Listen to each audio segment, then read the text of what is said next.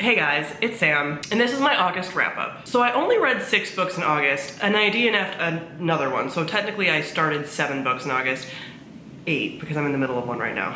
But that's like low for the last couple of months. I was a little shocked because 2 or 3 of these books, I think 3 of these books, I read in like 2 sittings. So then the other books are the ones that took forever for me to read, which is just really funny, but let's get into it. The first book that I finished was A Memory Called Empire by Katie Martine. This is one of the books that I was reading for the Hugos. This one won the Hugos in 2020, but I needed to read this to then read the sequel that was nominated for 2022. I read this in a fusion way where I read some physical copy, some audio, and some immersive, so listening to the audio while I read it. That was kind of fun for me. This follows the main character of Mahit Dasmar. She is an ambassador sent from a space station, Lyle Station, to this empire, the Texcalan, who are essentially a colonizing empire that's been trying to like colonize them for a while, but they sent ambassadors, and her predecessor was possibly murdered. Like, he died suddenly, she doesn't know why. And the thing with people at Lyle Station is they are all mostly embedded with imagos, which are essentially like the memories and almost like a memory form of their predecessor in whatever job that they had. So she doesn't have up-to-date information because he died without updating his imago. And so she basically has to go into this colonizing nation that she kind of loves because she studied Texcalan like history and culture and things. Kind of figure out what happened to him. It's a bit of a fish out of water, and it is this mystery of like what's going on there and all the political players and things like that. So it's a political intrigue, sort of space opera story. I enjoyed this. There were elements of this that I didn't love. I found some of like the pacing to be a little off, or like characters' decisions to be a little off. For example, the people that she meets, they trust her and she trusts them fairly quickly in a way that I didn't really find believable, but the like mystery element of the story was really interesting, and there were like all of these kind of players that were kind of interesting, and just the way that the culture and everything in an anthropological way was set up was cool. There are some triggers in here for suicide in like a ritualistic way, colonization, body horror, police brutality, xenophobia, and gun violence. All that is present here. And while I did like our characters, I wasn't super attached to them necessarily. I wanted slightly more. I did like the ending of the story a lot. There's some twists and turns that happen. We figure out a lot of elements about like this world and sort of all the power players. And there's some things that happen at the end that left me really hopeful for book 2. I'll get to that though, because I read that in this month as well. There's also a sapphic relationship like teased in here. Like it definitely is like the start of that. So I enjoyed this overall and gave it 4 out of 5 stars. Next, I read The Galaxy and the Ground Within, also a Hugo nominee. This is by Becky Chambers. This is the 4th and final book in the Wayfarer's Companion series. So this is an adult sci-fi series. All of the books are slightly, ever so slightly connected, but not in a way that you need to read any of them in any order. For example, I read the books 1, 3, 2, 4. So you don't have to, like, there's little hints here and there, Easter eggs, if you will, but you don't have to have read the other ones for any of the other ones to make sense. But this follows all aliens. The other books all featured at least some humans. This is all aliens from all different parts of the like universe, galaxy, whatever. And they're all trapped basically at this waypoint at the beginning of the story. Something happens where like essentially they are there sort of on leave, like it's almost like a hotel stop. And then something happens with like the satellites around the like waypoint where they can't leave because they're like just under construction. So it's nothing super like serious or life-threatening, but now all these people sort of have to work together a little bit while they stay together for this time until everything is fixed. Becky Chambers writes cozy sci-fi and like hope punk sci-fi, so it's a more optimistic future. It's not like these huge life or death situations, but more so like just human people interacting, things like that, like day-to-day sort of slice of life sci-fi, which I really love. And I loved this. I've loved every single book in the Wayfarer series. Every book by Becky Chambers that I've read has been 5 stars, including this one. This is definitely no different. I loved some of the characters especially, but just the way that she forms this world in the sci-fi world, the intricacies of all the different aliens and the alien races and things, how they handle things like sexuality, child rearing, wars, and the splitting of just daily life things, like how all of the different aliens go about daily life and their understanding of daily life is very different and so interesting. And it's just like, again, like a almost anthropology study of these like aliens that she's created, and I really love it. I love how the characters interact with each other. Some people find Becky Chambers' books to be preachy. I don't quite get that. Like I get it and I don't, because I think it's a hopeful world that we're not used to. I think that's what sometimes rubs people the wrong way. I never find these books to be like preaching at me, but more so being like, here's a reality that could be true. here's different ways of looking at things. But I never feel like the book is like preaching that to me, but just being like, here's an alternate future, you know? So I really love that. I find these so cozy. I find these so low stress. I read this in 2 days. I adore it. I definitely feel like the whole series will be a series that I will reread as I need like a cozy sci-fi throughout the years. 5 out of 5 stars, 5-star series. I'd be very happy if this won the Hugo. If you haven't seen my Hugo like nominee predictions and reactions and things, I have a recent video on that you can check out. Then I read Among the Beasts and Briars by Ashley Poston, which is a standalone YA fantasy. It follows the main character of Saris, and she is the best friend of the princess, and they live in a world right next to, they're like a small kingdom, and they live right next to a forest that is a magical sentient forest. You know how I feel about that. And the princess is about to be crowned, and then something happens with the forest, and the forest is like no longer being held back, and the royals' powers are what like keep the forest held back. So now our main character, because of reasons, now has to go try to find the Lady of the Woods and this like city that was in the woods to try to cure the forest. She also has a best friend who is a fox. This was delightful in ways that I was not necessarily expecting, but I'm so glad I finally read this. It's been on my shelf for a while. This is a little bit darker, so it's more of like, again, that like, you know, spooky sentient forest stuff is gonna be some darker vibes. So there are triggers in here for lots and lots and lots of forest body horror. I love it. Some people might find it gross. There's also animal death and death of a parent mentioned, but this was so good. So the elements of this, the fox as a character is fantastic. Her as a character, and she is like, she's the daughter of like the royal gardener. So there is some nature magic happening in here as well.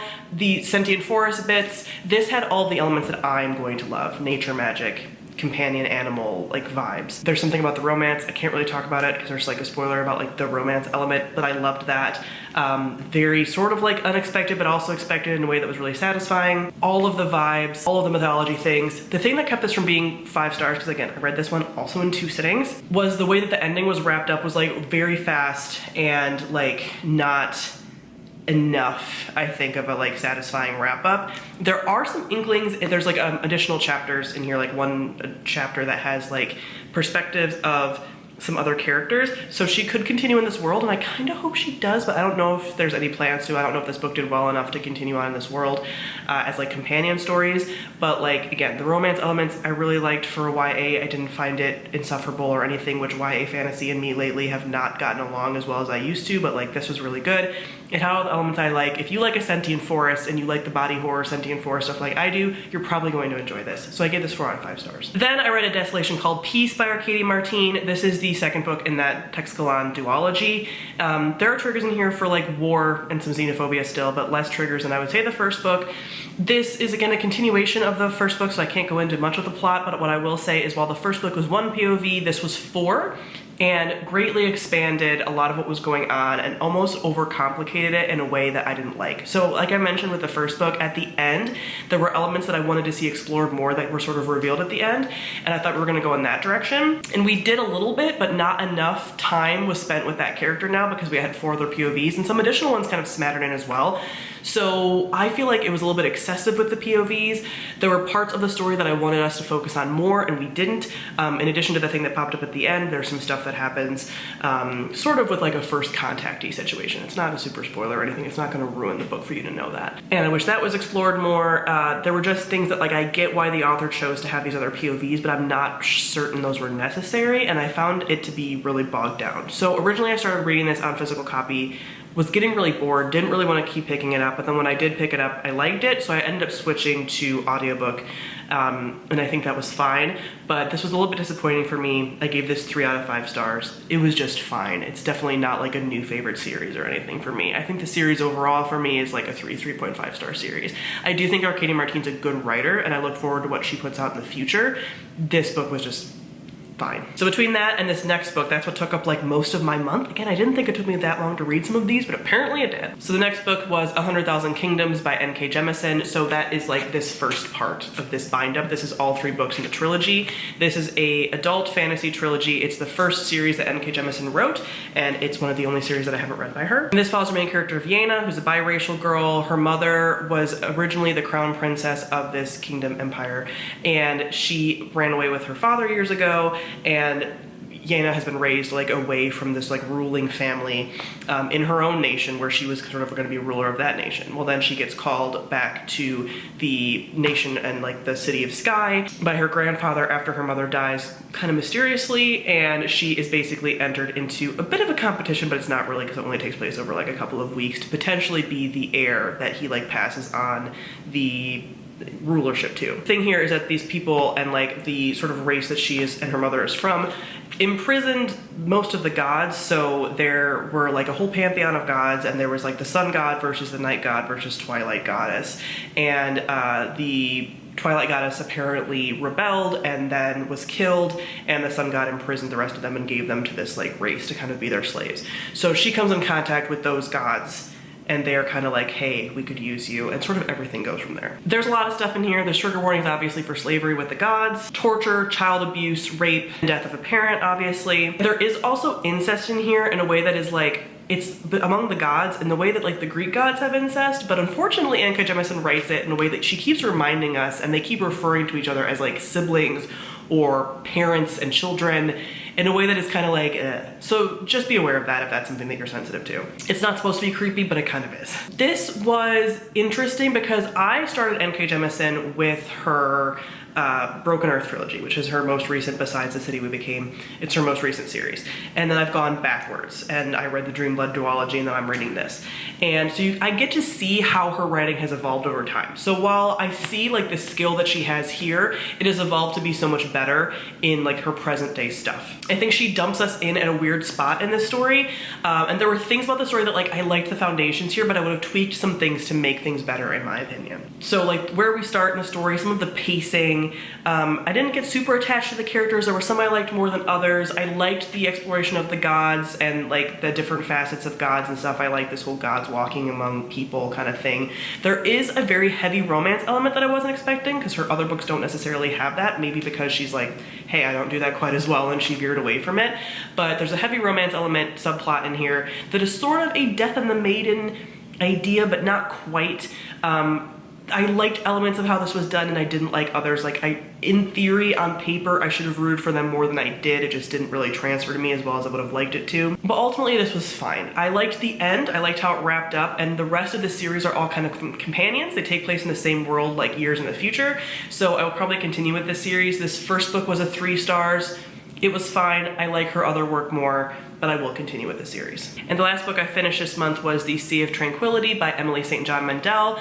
This is another standalone, but she sets them almost in the same like cinematic universe. All of her books are very slightly connected, but not in a way where you have to read all of them. Again, sort of like I talked about earlier, Easter egg type things. And this is a timey-wimey book. So it follows a number of characters in different timelines, and they're all kind of connected by the fact that they have this experience with like a crack in the space-time continuum. So we follow a character in like Canada, I think in the 1800s, I want to say, maybe early 1900s.